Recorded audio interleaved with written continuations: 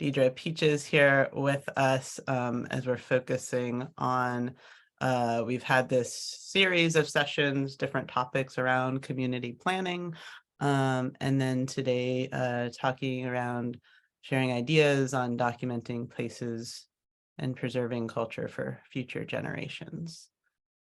Kelsey, if you don't mind going to the next slide.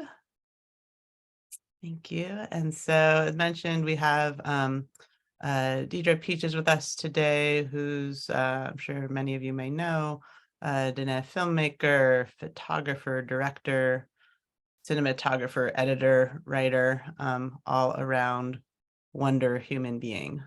So psyched that she was able to make the time to be with us today, be sharing from some of her work, knowledge in this arena that that might be fruitful for all of you to be considering as thinking about have discussion together around ideas for documenting places and preserving culture for future generations, thinking about this in the context of relocation, manage, retreat, and protect in place.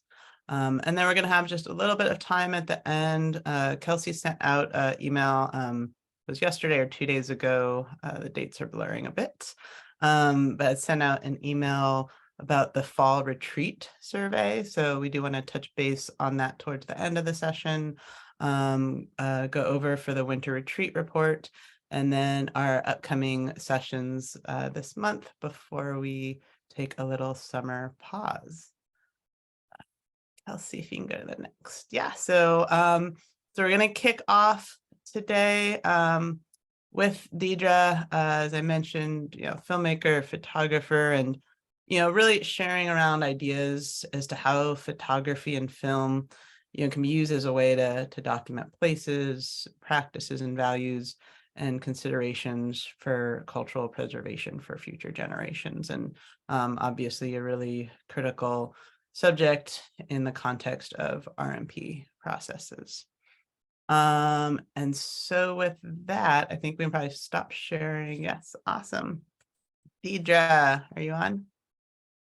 Yeah, I'm just finishing up my breakfast. I'm sorry, let me.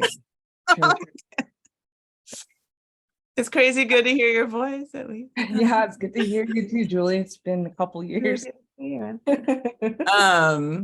So Deidra and I once took a very long road trip together, we'll say. It's good to be out of the car though, yeah. Yeah. Thank you. I'll introduce myself. Yeah, Deidra Peaches Yanishia. Toda cheating Nishlin look at the net and bunches cheating. A sheehan dasha che toda cheating dasha nulle. Kinflana de holia de nasha. That's me introducing my clans and then also saying that I'm currently living or residing in Flagstaff.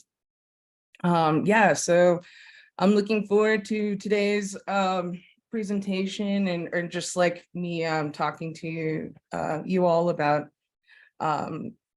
ways of using technology, ways of using documentation. So I'll kind of go through kind of like a little slideshow of just like just a little bit about my work and who I am, so it gives you more context. So I have the ability to share, right? I think, yeah, Kelsey does, Deidra should be able to share screen, yeah? Yes. Okay, awesome. Okay. So we'll do it this way.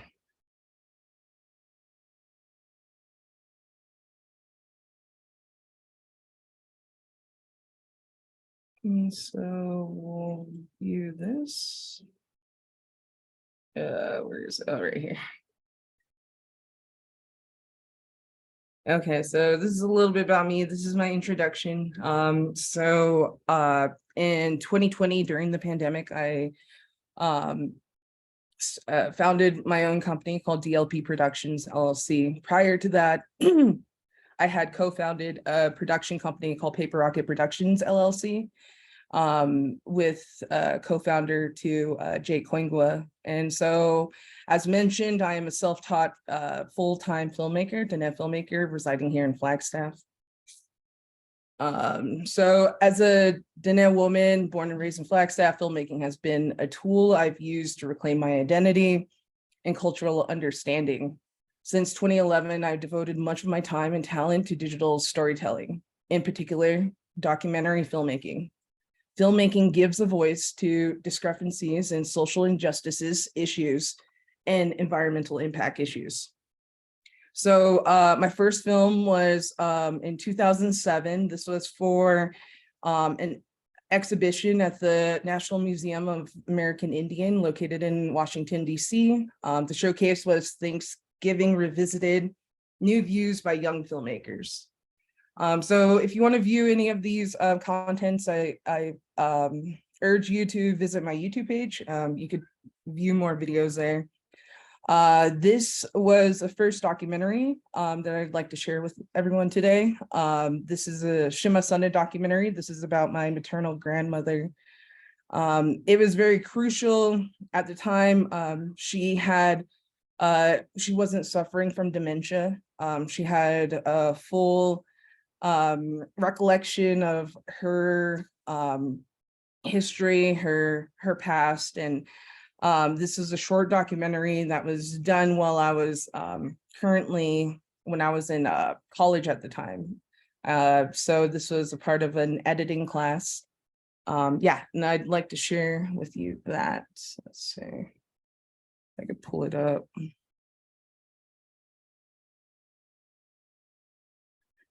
Let's see, I'll pull it up through YouTube. Let's see if that works.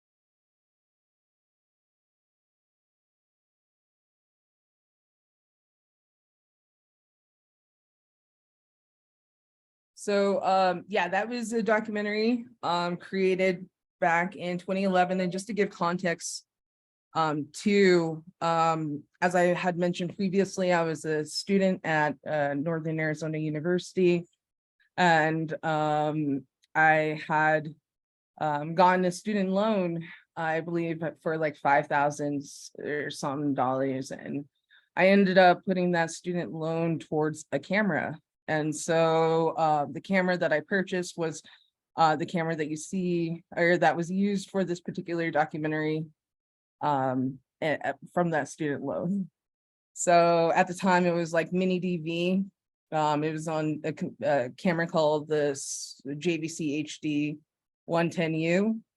I remember it because when you take a loan out for that much money, you tend to remember stuff like that and making a big purchase at that time. So that led to the creation of the Rocket Boy. The Rocket Boy was loosely based on some elements of the first short film, Imagine, that I had shown in the slideshow previous to the grandma documentary slide. So Rocket Boy is a young boy's limitless imagination creates a dilemma in distinguishing between reality and dreams. So this film was officially selected into the Sundance Film Festival back in 2011. At the time, Jake, Donovan, and I were considered the youngest native filmmakers to have a film officially selected by Sundance. And so that was a big accomplishment, and that led to the creation of Paper Rocket Productions. Paper Rocket Productions strives to motivate young artists from Native communities to pick up their camera, pick up their scripts, and tell their stories. So the founders of Paper Rocket Productions was myself and Jake Hoingwa. And we created this short video. This is with my cousin. And this is kind of just like the kind of content we were creating at the time. Not so much, it was loosely like we had social justice issues, but then we had a comedic kind of like component to it. Are you a poor Navajo girl like this one here? Who owns the government issue all-purpose eggs mix? That makes you, yeah? Hey, Keisha, don't eat that. That's not good stuff. Say goodbye to Uncle Sam's generic brands. Presenting the Eat Better Today card. Look, hurry up. Here, take it. It's really good. Take it. Look brown and think green today. Also, my mommy buys me nutritious food. Yum, yum. If you want to have a kid smile like me, then apply for a Navajo EBT card.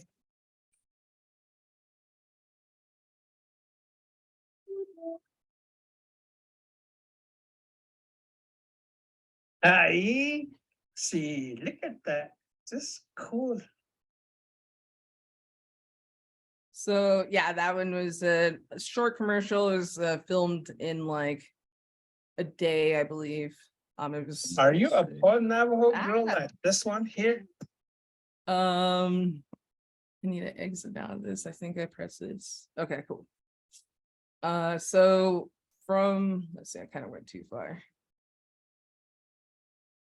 Yeah, so from that, Paper Rocket, as mentioned earlier, thrives to inspire Indigenous community members to convey their stories through motion picture, digital media, and photography.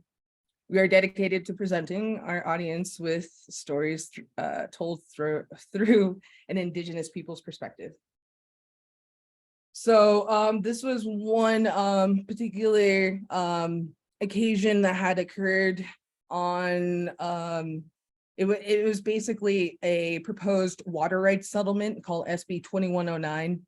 In the settlement, it was supposed to negotiate main stem water rights as well as the tributary water rights to the Colorado River.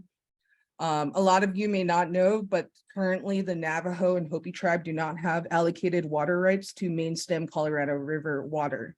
So in that case, A lot of the water is diverted 360 plus miles to the municipalities of Maricopa County, including Phoenix and Tucson. So through the diversion of the Central Arizona project, there's water that's being able to be used by those municipalities. Well, the Navajo Nation, as many of you may know, does not have, many places don't have access to running water. And so this was in response to that. On behalf of Senator McCain and myself, I am pleased today to introduce the Navajo Hopi Little Colorado River Water Rights Settlement Act of 2012. This is Senate Bill 2109. It is inconceivable that in 2012, Navajo and Hopi families are still living in these conditions. Legally, the Navajo Nation and the Hopi tribe may assert claims to larger quantities of water, but as seen here, they do not have the means to make use of those supplies in a safe and productive manner.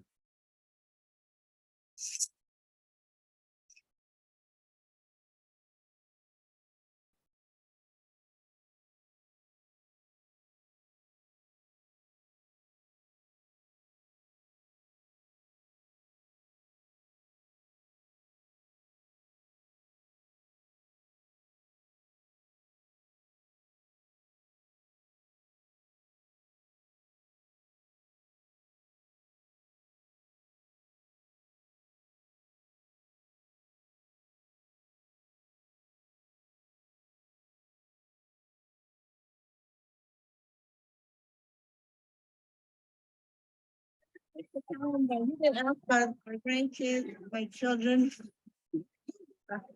Thank you.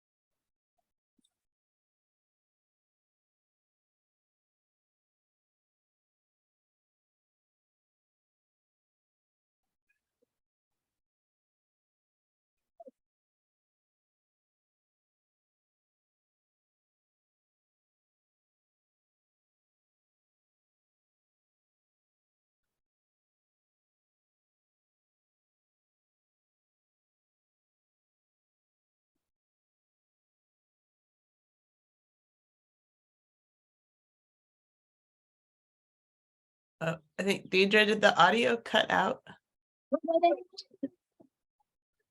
It's still going. Let me see. Yeah, we haven't been able to hear for about a minute or so. A minute or so. Okay. I was thinking it was on my end at first. Let's see. It said something about sharing settings for audio. Sorry, I'm using my laptop and Myself, I am pleased today to introduce the Navajo Hopi Little Colorado River Water Rights Settlement Act of 2012. This is Senate Bill 2109. It is inconceivable that in 2012, Navajo and Hopi families are still living in these conditions. Legally, the Navajo Nation and the Hopi tribe may assert claims to larger quantities of water, but as seen here, they do not have the means to make use of those supplies in a safe and productive manner.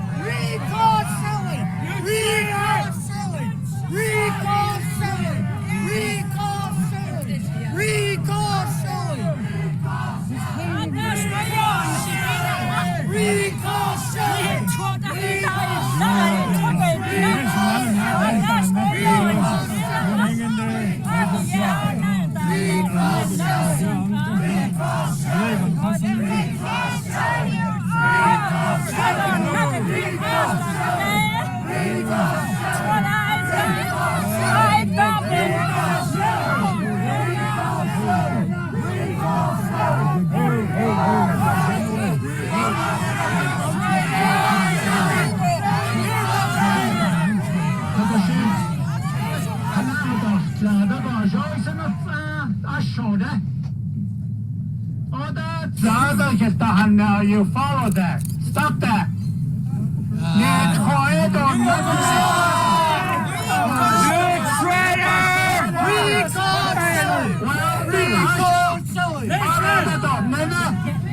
me talk. Let me talk. How this is going, yeah. Listen.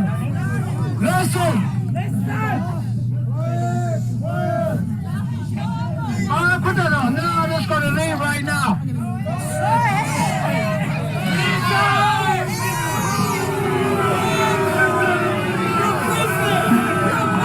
Are you guys going to quiet down? Listen. And then listen.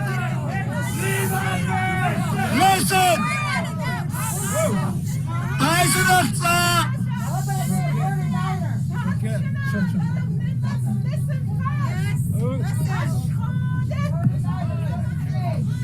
Kut Esho. Hajab Gedokchi. Kut Esho. Need Senate Bill 2109, McCain and Kyle. Introduce the electo. They haven't done it yet.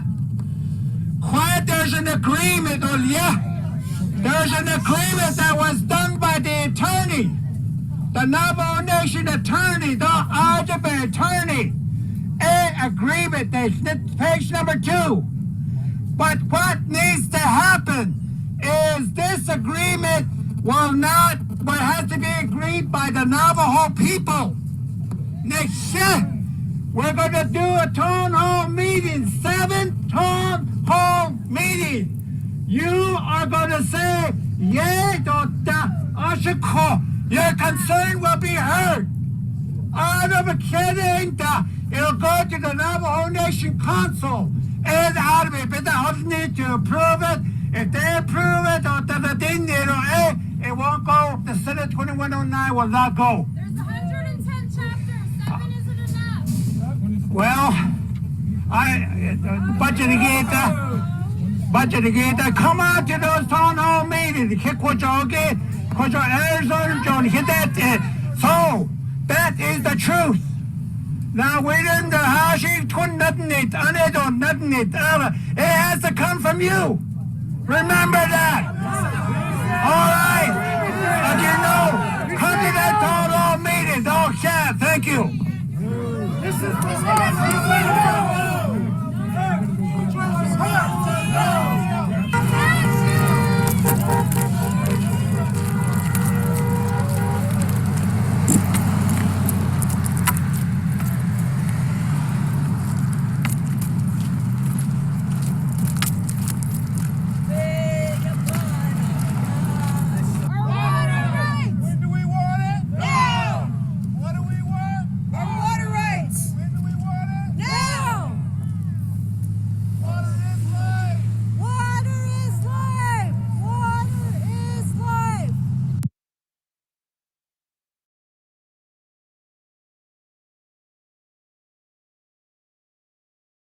That was powerful, Deidra. Thank you. I know Kelsey has to pull up the slides if and then she can share from her end if you want to go over to the next one. And I mean, this is phenomenal too in the context of, think about the multitude, obviously, of issues that intersect and overlap with so much of what's happening, for folks within the cohort context as well. So just huge appreciation of kind of the breadth, right, of demonstration. And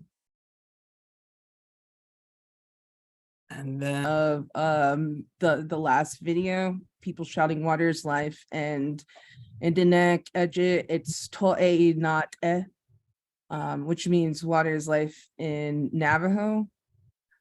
So our documentary explores the sacredness of water and how industrialization of the Navajo Nation continues to disrupt our traditional way of life. We feel it is important for our audience to visually experience a piece of the Navajo way of life It is vital to a documentary to include connection between Navajo mythology and the importance of land that have been desecrated by industrial development. So we could play probably just the first, I'll put this video in the chat because it says like there's an error right there, but maybe just playing the first 3 minutes of Water is Life. That way it gives more context to what kind of like the encapsulation of the work that you saw previously with the short vignettes, kind of short documentary, and how all of that was essentially woven into this longer documentary that I urge everyone to watch fully online. But let's see, 1 second. Got it right here.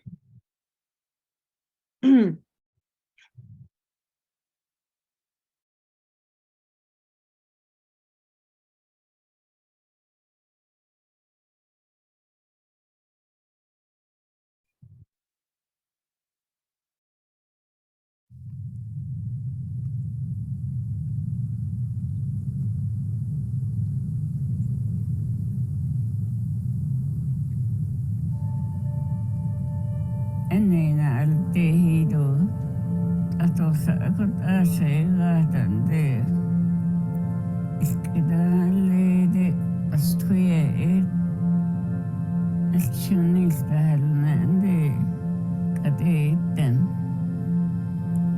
بيت زاقي إيه تنبزادين تنسلين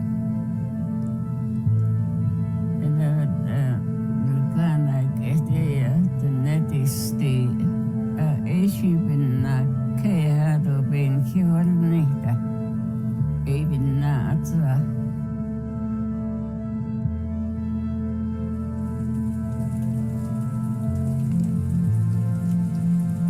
As filmmakers, we understand the power of cinema. We know that years from now we will be old, only to be regarded as a lifelong factor of time. I am talking to you today to teach you of a past that many may forget. This is a story that connects you to the land, the water, and the struggles of our people's survival. I cannot predict the future. I can only speak the way I feel, communicate to you as if you were my child, because you are the future.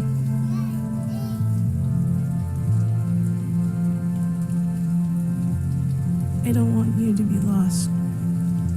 I want to remind you that the earth you stand upon is your mother, and the sky your father.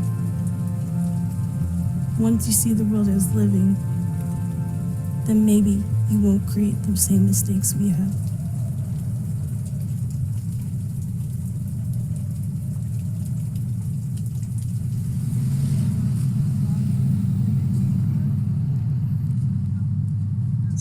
So this goes into the next section that we just watched.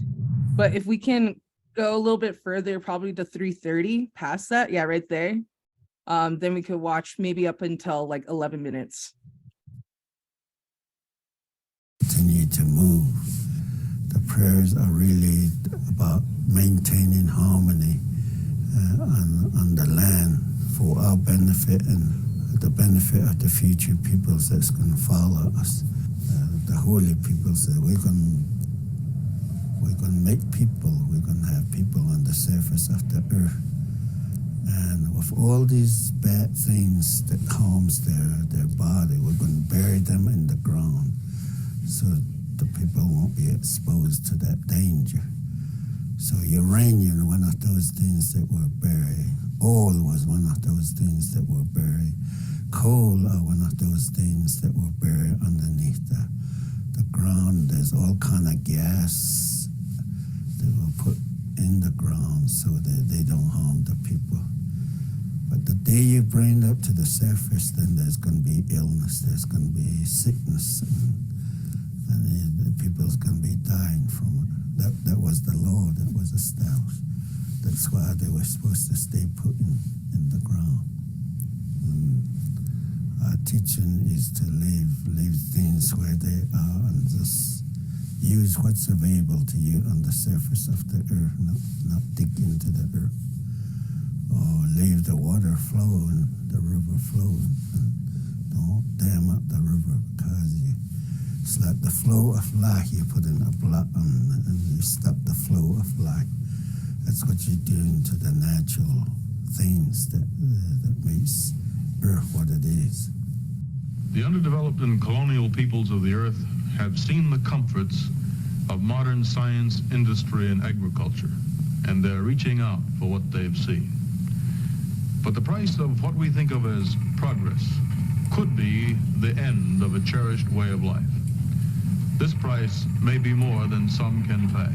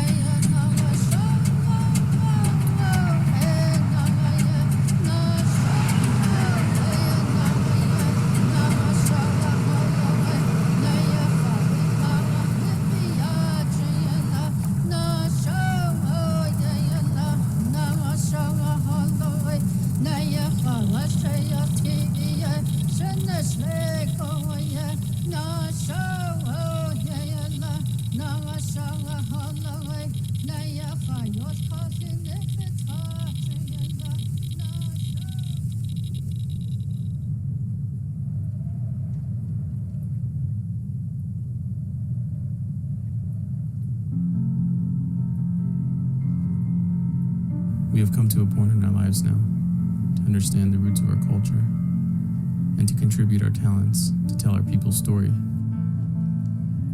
We started as kids, trying to make a dent in the world, using our boredom, free time, and lack of enthusiasm for high school to inspire our creativity. Yet as we got older, we transitioned out of this once imagined world. We began to see our culture, our grandparents, and our reservation, and our people as ourselves. I was born on the Navajo reservation, but most importantly, I was raised in the Hopi culture. I adapted to both perspectives, Navajo and Hopi. As a child, I never understood the significance of why the Kachinas or the Yebiches sang. As I grew older, their songs were simple prayers, meant for the earth, the water, and the people. We inspired each other to seek out stories, however sad, funny, and true. We were given the honor to sit with our elders and to discuss our struggles, to understand our people's existence and what we can do to save our culture.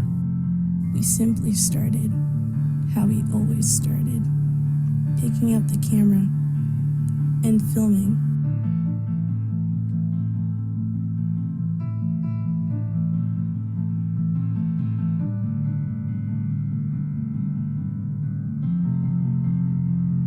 When we talked to some of these elders, they mentioned that the culture is tied into the landscape. And I realized that some of these large industrial complexes were built over our sacred sites. Through this documentary, I have learned that these industries around our reservation have played into our families' lives, as well as our culture.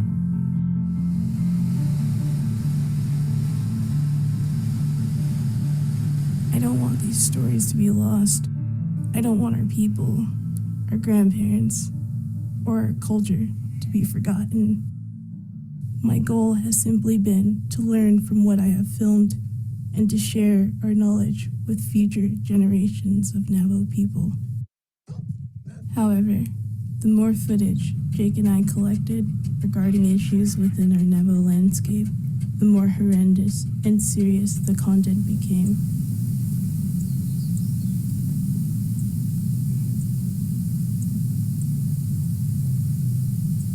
The first people we're given two choices. You either take this yellow substance or you take this yellow substance.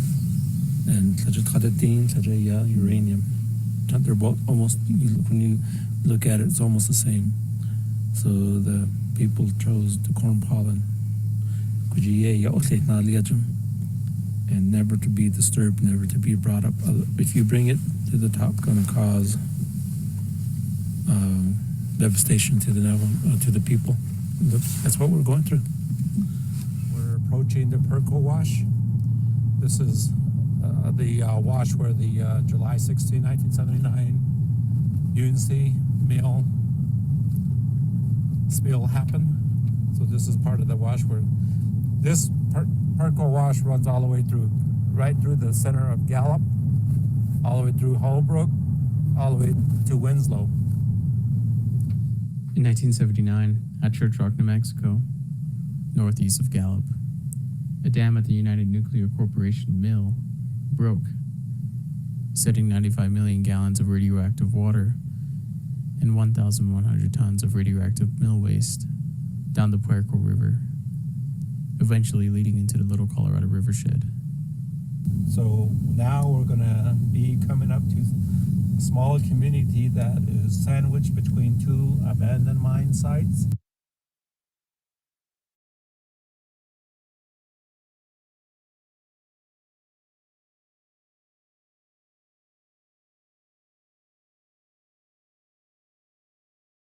So the story following the portion goes into this kind of smaller documentary that was created called Doratletso, a legacy of uranium mining. So this was just like a short documentary with the footage that you see in the Water's Life documentary, but more pertaining towards uranium, as the documentary itself goes into oil as far as like Peabody coal mine and just different toxic extractive industries. So yeah, we could go to the next slide. Save the Confluence. I don't know if a lot of you are aware of, there was the proposed rail kind of like tramway that was supposed to go from the top to the bottom of the canyon to a very sacred place called the Confluence. It's regarded as a male and female river meeting, that conjunction that's both sacred to Diné people as well as Hopi people too. I believe this documentary is only like 3 minutes, so we could watch that. It's a pretty short one.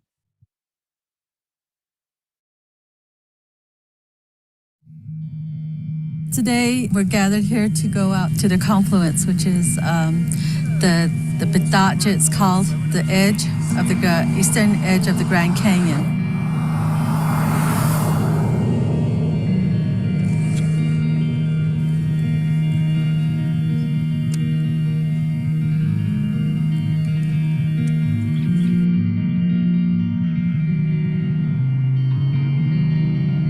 The site is right now designated as a place where the Escalade project will be built, right above where the Little Colorado and the Colorado rivers meet. And that's what we don't want the project to ever be built. You can see actually if there's going to be a tram going down. You can see the developments, the motels that they're going to be building here.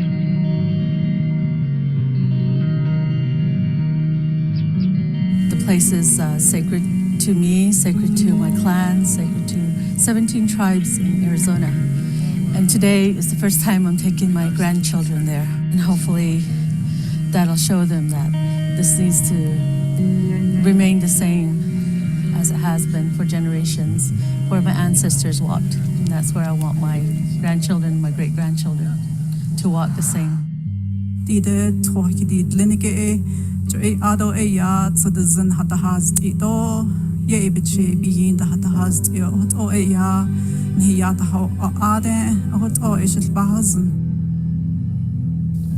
grew up less than 3 miles from here, and our homes, some of them still stand, and our sheep corral is still there. My grandma, she said there was holy beings there. When it's windy, that's who they are. When you yell into the canyon, there's the echoes. Those are the holy beings. This place is a history to me and my family, and to our ancestors that have stories, that share stories that's unique and part of our religion. If the tram is here, the resort is here, you know, there's just too much distraction. The company has divided us, and now they're telling us they can save us by bringing in jobs. You know, number one should be to unite the community back together, and the way to resolve that is to get rid of the project.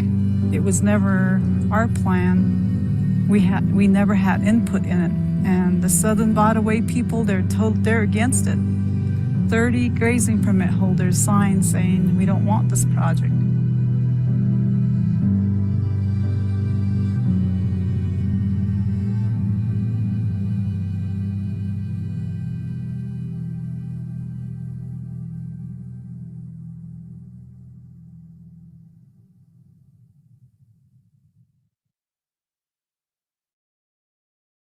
So that was a short video talking about the confluence and the perspective from the people there, Dolores and Renee. Yeah, we could go to the next slide. Oak Flat, as many of you know, is the proposed or the excavation of the sacred lands, beneath the sacred lands of Oak Flats. That's sacred to the Apache. And that's mining process was introduced by McCain in 2014 as a land exchange in the NDAA Act. And so this is an ongoing issue still happening today. I would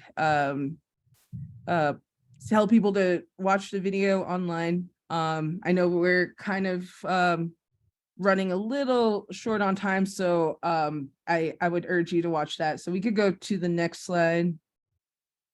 Project 562, that was what I did back in 2013. I was one of the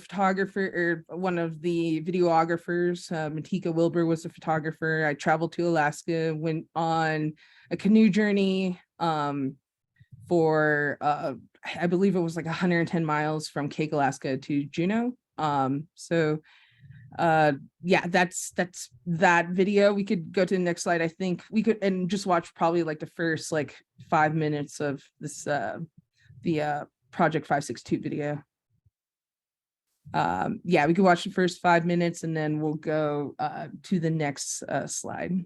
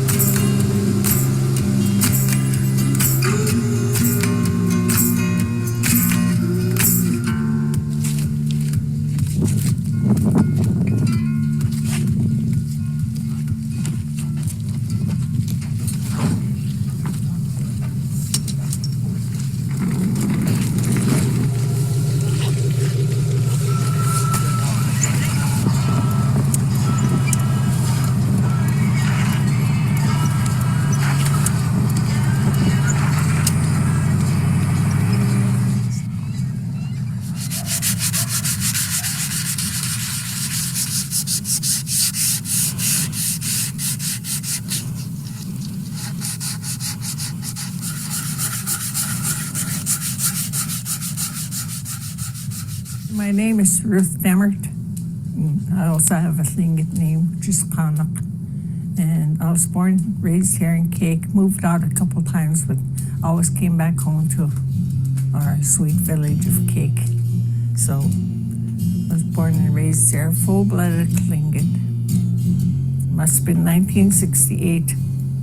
The people decided, well, we need to keep up our culture. We're losing it. And we decided, well, we're losing the dancing part of our culture, our rich culture. So I started to teach them songs, and it took off. By 1990, we attended our first celebration, and we've attended every one since then up to this year. So it's just the revitalization of our cultures, where we share. Everybody shares songs, or their songs, you know, and their cultures. And it's gotten so big now, so big, and it's something really awesome. The first celebration I went to, I was in tears. Like it's really emotional when you first attend. I was raised in my grandparents' home, and I never knew my mother was my mother. I thought she was my sister growing up. And I learned just by listening to my grandparents every day, hearing them speak Tlingit. This is what I picked up, speaking Tlingit. It's real easy for me to remember the words that they taught me, the values they taught me, which is very precious to me, because back then we were taught respect, a lot of respect.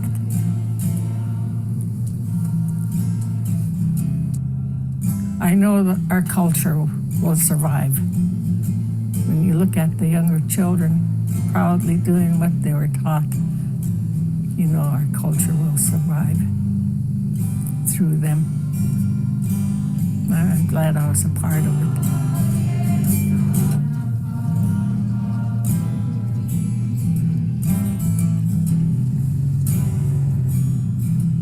Yeah, right there's fun. So yeah, I would advise everyone to check out the full documentary if you haven't. It's available online. In the chat, I have a link to a video that I would like to show next. I think it fits nicely in line to what Ruth was mentioning. And we have Ruby here.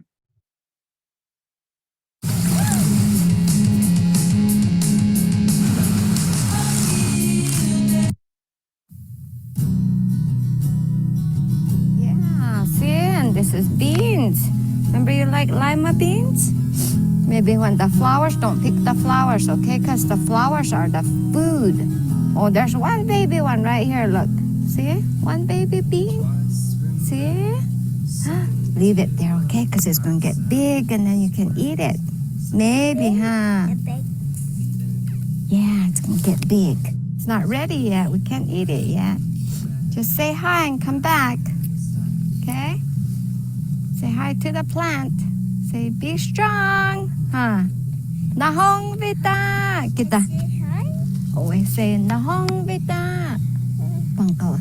Nahong vita. Oh, yeah, be strong, huh? Keep growing, huh? Yeah, huh? Oh,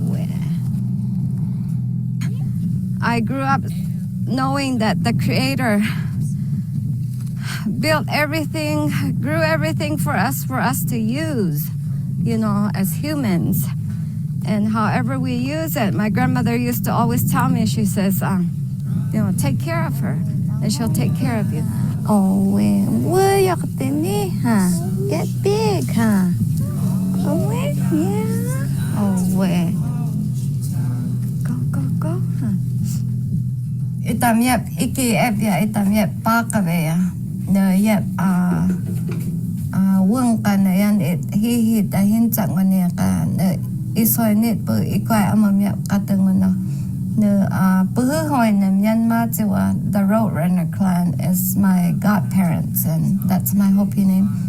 I'm Ruby Chimerica. I live here in the village of Bakavi on the, I don't like to say reservation because this is home to me. So I don't like to say that. I just say I'm from home. And home is here where I live in Bakavi on Third Mesa. I'm known for weaving baskets and plaques and offering them as gifts and also selling them. And I also gather herbs and spinaches and native foods, and I process them. I also sell them, and I also give them away as gifts, and I feed them to my family. And even this is weaving material right here too. This is yucca, so it grows all over. So I can come here and cut some off if I want to use it. And then also, if people don't know, there's a lot of medicine out here. And this is also tea. It grows wild over here. But I harvest this also. What we do is, it has a leaf on here, but this comes off. And there's like maybe 4 varieties of this plant.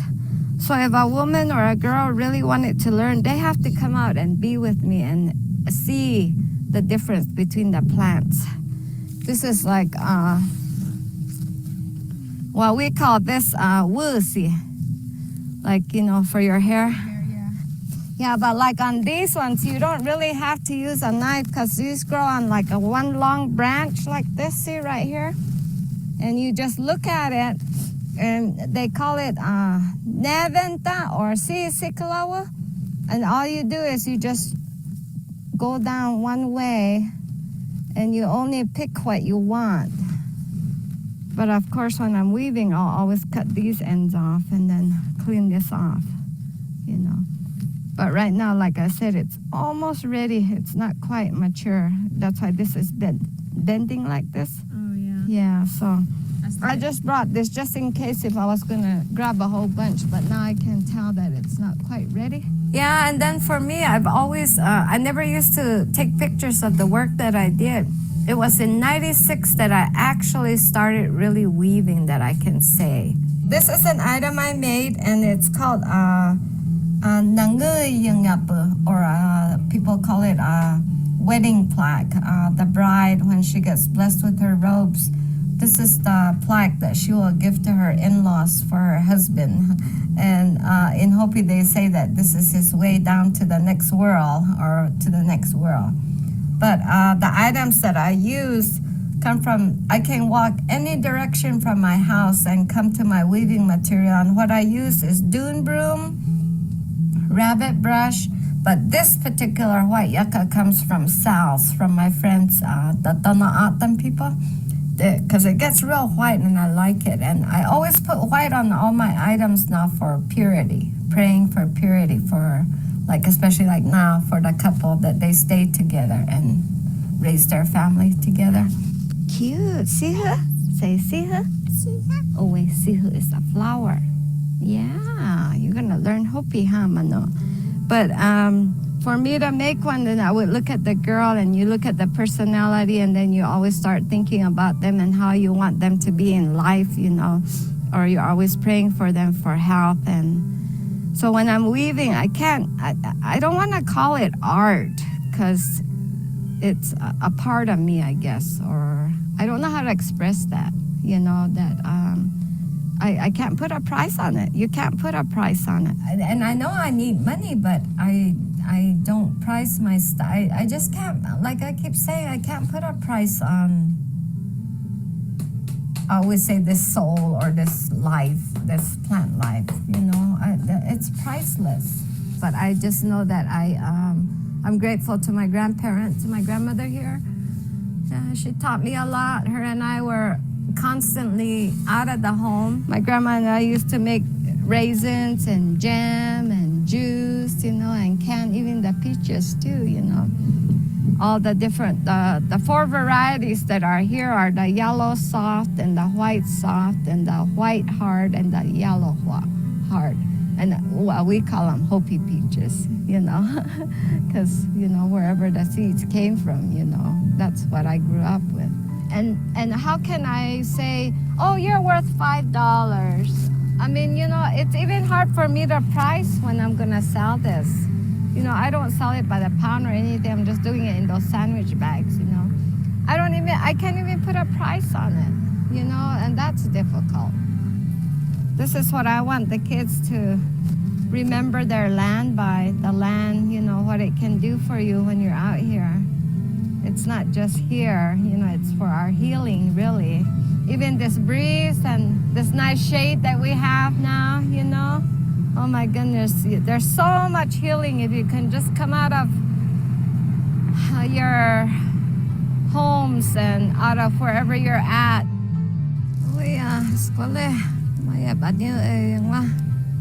Always say that. Even this is medicine here too. I mean, we have all kinds of medicine around, you know. You can boil that and that's good for your pono, you know. Yeah, there's so much stuff, food and medicine.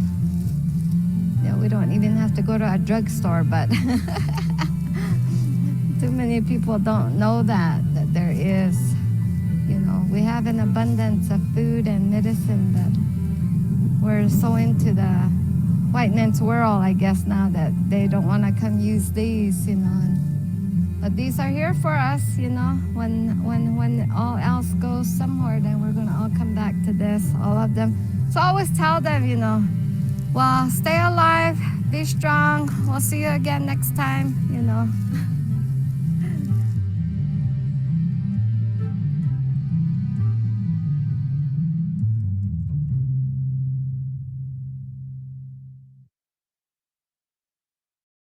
People remember heartwarming ads, so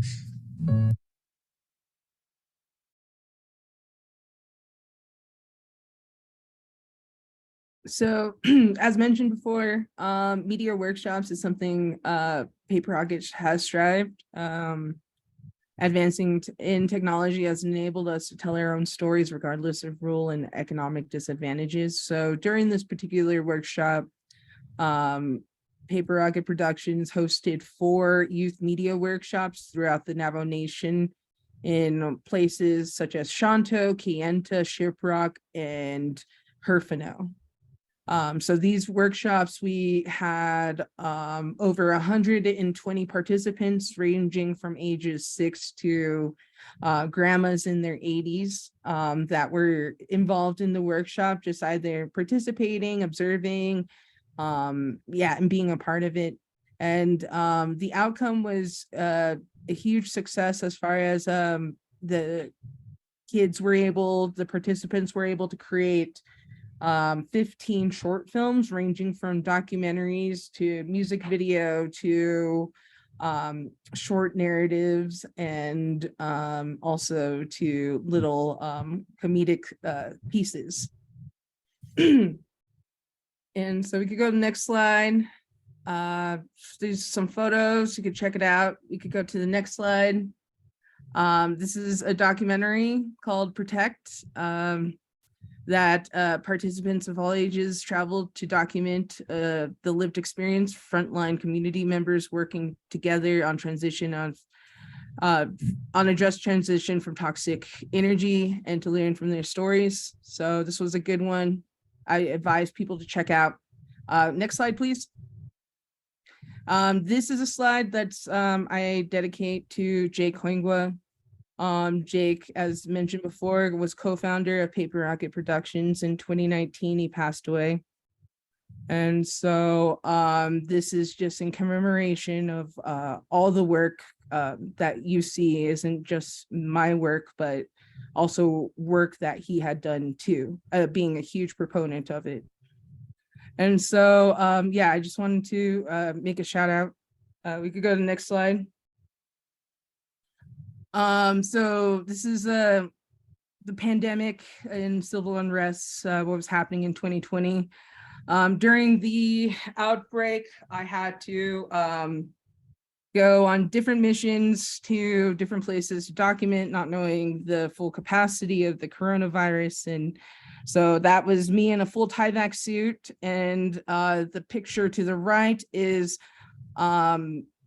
an officer or I believe maybe not an officer, but National Guard or Army member who had closed the transition of economic kind of like roadway from the res being Winter Rock 461, I believe, is the road going into Gallup. And so the municipality of Gallup had closed that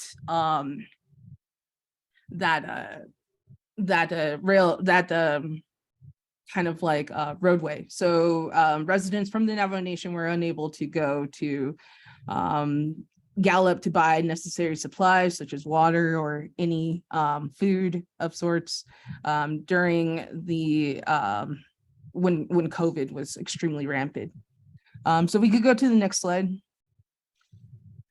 This is kind of just like some protest in the area, just taken in black and white here in Flagstaff, speaking for Indigenous rights and advocacy that this land is stolen and that everywhere that you stand, an Indigenous person has been there before. So we could go to the next slide. These are the two videos that were created during the pandemic, one being for AJ Plus, that I was a contributor, kind of like videographer for that.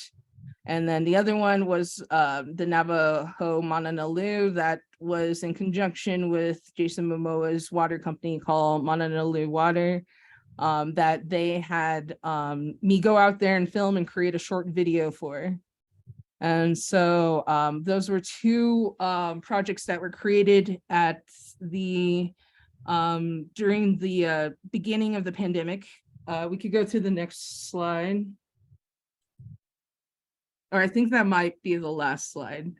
But seeing that we only have 8 minutes, I feel that it's here, let's see, I'll do my video. So I feel that as a filmmaker, documentary filmmaking is a very extractive process. You're going into situations where you're asking people to share their life story that can be very traumatic for the individual that you're talking to. So I always advocate for stories to be told by people personally affected in the area. So if it's a Navajo story, if it's a Diné story, then a Diné person should be telling that story. And that can transpire in having more youth being able to use the media, use film, use technology in a way that they can gravitate towards learning more about their identity and creating that resiliency that's always been in them, ingrained in their DNA. So I feel that with this project, it's important to always have Indigenous people, especially if you're telling photos about these particular situations. I think it's really important that they're told by Indigenous people. Yeah, does anyone have any questions before we run out of time? Yeah, I can jump in super fast. Yeah, thank you so much, Deidra. That was such a powerful share, and you know, the whole cohort really appreciates it. So thank you so much. Yeah, getting into a few logistical things for us. So we are well underway for our fall retreat planning, and we are going to, hopefully everyone got the calendar hold for the first week of October. So the hold is from the 2nd through the 6th. And if you fill out the survey retreat, we'll be able to kind of figure out, are we doing 3 days or 3.5 or the whole week? So we would really appreciate your feedback on this fall retreat survey, preferably before our next call, which is the 17th of May. So gives you plenty of time. It will literally take you 2 minutes. And then the other thing that I just wanted to bring some awareness about, so we are really close to finalizing the retreat report from the winter. And so we're going to be sending that out to folks who contributed to it to make sure that that information is accurate. So if you gave a presentation and most of you contributed to that implementation phase activity, you will be getting an email from us to just read a small section to make sure that we're capturing what you said and ideas correctly. So that will be coming out in the next couple of days. And then we will distribute the whole report to everybody in on that last cohort call on the 17th. So yeah, I think, is that it, Julie? Sorry. I think so. Yes. Yep, I think so. Awesome. Well, thank you, everybody. And again, huge thanks to Deidra for being here and everything that you bring into so many spaces and the inspiration provided. So everyone, please just stay well, fill out the survey form and reach out any questions, anything coming up, and we will see you all in just a couple weeks. All right, take care, everybody. Thank you.